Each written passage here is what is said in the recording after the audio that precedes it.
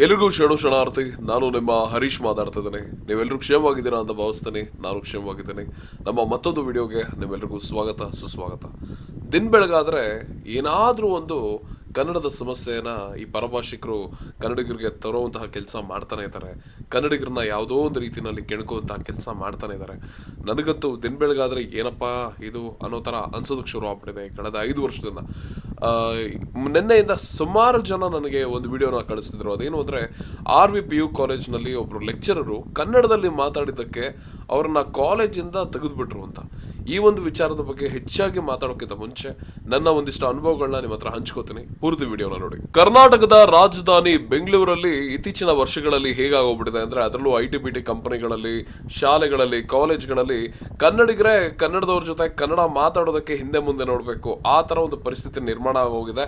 ಎಲ್ಲದಕ್ಕಿಂತ ಹೆಚ್ಚಾಗಿ ಏನಂದ್ರೆ, ಪರಭಾಷಿಕರು ಕನ್ನಡಿಗರ ಮೇಲೆ ದಬ್ಬಾಳಿಕೆ ಮಾಡ್ತಾವ್ರೆ. ನೀನ್ ಕನ್ನಡ ಮಾತಾಡಂಗಿಲ್ಲ, you not suppose to speak in Kannada, ತು ಕನ್ನಡ ಮೇ ಬಾತ್ ನೈ ಕರೋ ಅಂತ ಹಂಗೆಲ್ಲ ಹೇಳ್ತಾರೆ. ಅಂದರೆ ಈ ಒಂದು ಅನುಭವ ನನಗೆ 2016 ಆಗಿದೆ. ಅಂದರೆ 2016 ನಾನು ಕಾಲೇಜಿಂದ ಡ್ರಾಪ್ ಔಟ್ ಆಗಿ ಒಂದು ಕಾಲ್ ಸೆಂಟರ್ ಕಂಪನಿಯಲ್ಲಿ ಕೆಲಸಕ್ಕೆ ಹೋಗ್ತಿದ್ದೆ. ಆ ಒಂದು ಕಾಲ್ ಸೆಂಟರ್ ಕಂಪನಿ ನಾನು ಕೆಲಸ ಮಾಡ್ತಿದ್ದಂಥ ಒಂದು ಫ್ಲೋರ್ ಇದೆಯಲ್ಲ, ಅಲ್ಲಿ ತಮಿಳವರು, ತೆಲುಗುವರು, ಹಿಂದಿಯವರು ಎಲ್ಲರೂ ಅವ್ರವ್ರ ಭಾಷೆಯಲ್ಲಿ ಮಾತಾಡ್ತಾರೆ.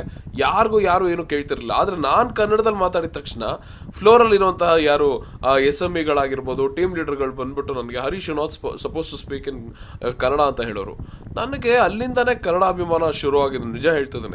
ನನಗೆ ಅಲ್ಲಿಗೆ ಅದಕ್ಕಿಂತ 2016ಕ್ಕಿಂತ ಮುಂಚೆ ಕನ್ನಡ ಅಭಿಮಾನ ಅನ್ನೋದು ಖಂಡಿತ ಇರಲಿಲ್ಲ ನನಗೆ. ಅಲ್ಲಿಂದಾನೇ ಕನ್ನಡ ಅಭಿಮಾನ ನನಗೆ ಶುರುವಾಗಿತ್ತು. ನಾನು ಕೆಲಸ ಮಾಡಿದ ಸುಮಾರು ಕಂಪನಿಗಳಲ್ಲಿ ಇದೇ ದೊಡ್ಡ ಸಮಸ್ಯೆ ನಾನು ಗಮನಿಸಿರೋದು. ಏನು ಗೊತ್ತಾ, ಬೇರೆ ಬೇರೆ ಪರಭಾಷಿಕರು ಇರ್ತಾರಲ್ಲ, ಅದರಲ್ಲೂ ಈ ಹಿಂದಿಯವರು ಅಥವಾ ಈ ತಮಿಳವರು ಇರ್ತಾರಲ್ಲ, ಅವ್ರ ಮುಂದೆ ನೀವು ಕನ್ನಡದಲ್ಲಿ ಮಾತಾಡಿ ಫ್ಲೋರಲ್ಲಿ ಅಥವಾ ನಿಮ್ಮ ಟೀಮಲ್ಲಿ, ನಿಮ್ಗವ್ರು ಹೆಂಗೆ ಟಾರ್ಗೆಟ್ ಮಾಡ್ಬಿಡ್ತಾರೆ ಅಂದರೆ, ಏನು ಗುರು ನಾನು ತಪ್ಪು ಮಾಡಿದೆ, ನಾನು ಕನ್ನಡದವನೇ ಅನ್ನೋದಕ್ಕೆ ಇವ್ರು ನನ್ನ ಇಷ್ಟೊಂದು ಟಾರ್ಗೆಟ್ ಮಾಡ್ತಿದ್ದಾರಾ ಅನ್ನೋ ಥರ ಅನ್ಸೋದಕ್ಕೆ ಶುರು ಆಗ್ಬಿಡುತ್ತೆ ನಮಗೆ. ಆ ಮಟ್ಟದಲ್ಲಿ IT-BT ಕಂಪನಿಗಳಲ್ಲಿ ಆಗಿರ್ಬೋದು, ಇವತ್ತಿನ ಶಾಲೆಗಳಲ್ಲಾಗಿರ್ಬೋದು, ಕಾಲೇಜ್ಗಳಲ್ಲಾಗಿರ್ಬೋದು ಇದು ನಡೀತಿದೆ, ನಿಜವಾಗ್ಲೂ ನಡೀತಿದೆ. ಮತ್ತು ಎಲ್ಲದಕ್ಕಿಂತ ದೊಡ್ಡ ಶತ್ರು ಯಾರು ಗೊತ್ತಾ ನಮಗೆ? ನಮ್ಮ ಕನ್ನಡದವ್ರನ್ನೇ. ನಮಗೆ ಈ ಕಡೆ ನಮಗೆ ಕನ್ನಡ ಅಭಿಮಾನ ಇರುತ್ತೆ, ನಾವು ಕನ್ನಡದಲ್ಲಿ ಮಾತಾಡ್ತಿರ್ವಿ. ಇನ್ನೊಂದಿಷ್ಟು ಕನ್ನಡದವ್ರು ಇರ್ತಾರೆ, ಅವರು ಹಿಂದಿಯವ್ರ ಜೊತೆ ಹಿಂದಿಯಲ್ಲೇ ಮಾತಾಡ್ತಿರ್ತಾರೆ, ತಮಿಳವ್ರ ಜೊತೆ ತಮಿಳಲ್ಲಿ, ತೆಲುಗುವ್ರ ಜೊತೆ ತೆಲುಗುವಲ್ಲಿ, ಈ ಥರ ಎಲ್ಲರ ಜೊತೆ ಅವ್ರವ್ರ ಭಾಷೆಯಲ್ಲಿ ಮಾತಾಡ್ಕೊಂಡಿರ್ತಾರಲ್ಲ. ಸೊ ಇವರೆಲ್ಲ ನಮ್ಮ ಕನ್ನಡ ಅಭಿಮಾನ ನೋಡಿದ ತಕ್ಷಣ ನಮ್ಮ ಕನ್ನಡದವರೇ ನಮಗೆ ಯಾವಾಗ ಬೆನ್ನಿಗೆ ಚೂರಿ ಹಾಕಬೇಕು ಅಂತ ಕಾಯ್ಕೊಂಡು ಕೂತಿರ್ತಾರೆ. ಇದು ನಾನು IT-BT ಕಂಪನಿನಲ್ಲಿ ನನಗೆ ವೈಯಕ್ತಿಕವಾಗಿ ಅನುಭವ ಆಗಿದೆ ನನಗೆ. ಇದು ಒಂದಿಷ್ಟು ಅನುಭವಗಳನ್ನ ನಿಮ್ಮ ಹತ್ರ ನಾನು ಹಂಚ್ಕೊಳ್ಳೇಬೇಕಿತ್ತು. ಈಗ RVPU ಕಾಲೇಜ್ ವಿಚಾರಕ್ಕೆ ಬರೋಣ. ಈಗ ರೂಪೇಶ್ ಪುತ್ತೂರು ಸರ್ ಅವರು ಅದೊಂದು ವಿಡಿಯೋ ಮಾಡಿ ಹಾಕಿದ್ರಲ್ಲ, ಅವ್ರು ಹೇಳೋದೇನು ಅಂದರೆ, ರೂಪೇಶ್ ಪುತ್ತೂರು ಸರ್ ಬಂದು ಲೆಕ್ಚರರು RV ಕಾಲೇಜ್ನಲ್ಲಿ. ಅವ್ರು ಬಂದ್ಬಿಟ್ಟು ಇಂಗ್ಲೀಷ್ನಲ್ಲೇ ಲೆಕ್ಚರಿಂಗ್ ಕ್ಲಾಸ್ ತೊಗೊಳ್ತಿದ್ರು. ಆಗ ಒಬ್ಬರು ಸ್ಟೂಡೆಂಟ್ ಎದ್ದು ನಿಂತ್ಕೊಂಡು ಕನ್ನಡದಲ್ಲಿ ಒಂದು ಪ್ರಶ್ನೆ ಕೇಳ್ತಾರೆ. ಅಂದರೆ ಅವ್ರೇನು ವಿಷಯದ ಬಗ್ಗೆ ಮಾತಾಡ್ತಿದ್ರು ಆ ವಿಷಯಕ್ಕೆ ಸಂಬಂಧಪಟ್ಟಂತೆ ಒಂದು ಪ್ರಶ್ನೆ ಕೇಳ್ತಾರೆ. ಅದಕ್ಕೆ ಅವರು ಕನ್ನಡದಲ್ಲಿ ಉತ್ತರ ಕೊಡ್ತಾರೆ. ಆಗ ಇನ್ನೊಂದು ವಿದ್ಯಾರ್ಥಿನಿ ಹುಡುಗಿ ಒಬ್ಳು ಎದ್ದು ನಿಂತು, ನನಗೆ ಬಂದ ಮಾಹಿತಿ ಪ್ರಕಾರ ಒಂದು ಮಲಯಾಳಿ ಹುಡುಗಿ ಅಂತ ವಿಷಯ ಬಂತು ನನಗೆ.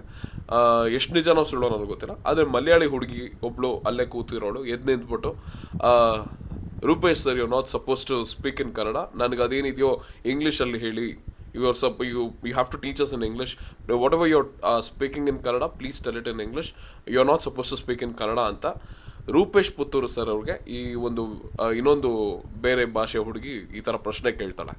ಆಗ ರೂಪೇಶ್ ಪುತ್ತೂರು ಸರ್, ಎಲ್ಲಿದ್ದೀವಿ ನಾವು ಕರ್ನಾಟಕದಲ್ಲಿದ್ದು ನಾನು ಕನ್ನಡ ಮಾತಾಡಬೇಡ ಅಂತ ನನಗೆ ಹೇಳೋದಕ್ಕೆ ಈ ಹುಡುಗಿಗೆ ಏನು ಅಧಿಕಾರ ಇದೆ? ಹೀಗೆ ಒಂದು ಡೀಸೆಂಟಾಗೇ ಇರುವಂತಹ, ಒಂದು ಪೊಲೈಟ್ ಆಗಿರುವಂತಹ ಒಂದು ವಾಗ್ವಾದ ನಡೆಯುತ್ತೆ. ಇಲ್ಲಮ್ಮ, ನೀನು ಇಲ್ಲೇ ಇದೆಯಾ, ಇಲ್ಲಿರೋ ಭಾಷೆನೇ ಮಾತಾಡಬೇಡ ಅಂತ ಅದು ಹೇಗೆ ಹೇಳ್ತೀಯಮ್ಮ ನೀನು ಅಂತ ಅವ್ರು ಕೇಳಿದಷ್ಟೇ. ಪಾಪ ಅವ್ರು ಮಾತಾಡ್ತಿರುವಂತಹ ಭಾಷೆ ನೀವು ನೋಡಿದ್ರೆ ಗೊತ್ತಾಗತ್ತೆ ಅವ್ರು ಎಷ್ಟು ಮೃದುವಾಗಿ ಮಾತಾಡ್ತಾರೆ ಅಂತ.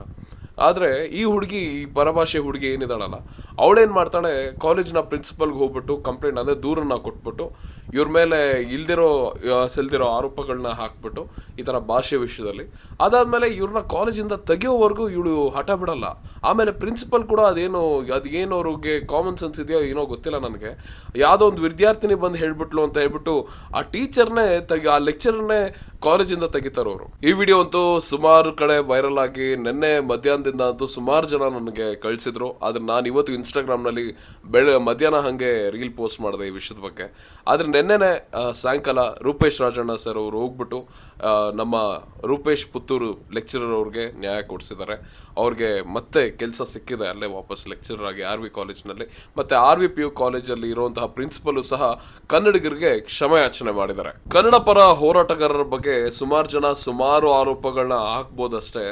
ಆದರೆ ಕನ್ನಡಿಗನಿಗೆ ತೊಂದರೆ ಆಗಿದೆ ಅಂತ ಕೇಳಿದ ತಕ್ಷಣ ತನಗೇನೇ ವೈಯಕ್ತಿಕ ಕೆಲಸ ಇದ್ರೂ ಬೀದಿಗೆ ಬಂದು ಆ ಕನ್ನಡಿಗನಿಗೆ, ಆ ನೊಂದ ಕನ್ನಡಿಗನಿಗೆ ನ್ಯಾಯ ಕೊಡಿಸೋದು ಕನ್ನಡ ಪರ ಹೋರಾಟಗಾರರು ಮಾತ್ರ. ಅದರಲ್ಲೂ ಕೂಡ ಈ ಒಂದು ಘಟನೆ ಆದಮೇಲೆ ರೂಪೇಶ್ ರಾಜಣ್ಣ ಸರ್ ಅವರು ರೂಪೇಶ್ ಪುತ್ತೂರು ಅವ್ರಿಗೆ ಹೋಗ್ಬಿಟ್ಟು ನ್ಯಾಯ ಕೊಡಿಸಿದ್ದಾರೆ.